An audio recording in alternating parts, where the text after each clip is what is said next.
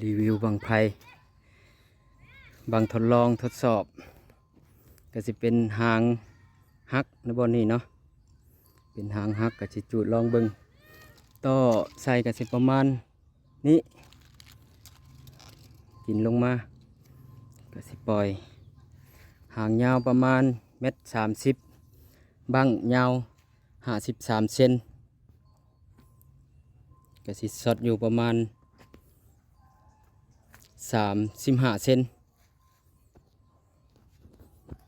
ทดสอบทดลองเบิ่งบังไฟมันสิขึ้นชุดหรือสิหางหักขาดก่อนมาลองชมกันเลย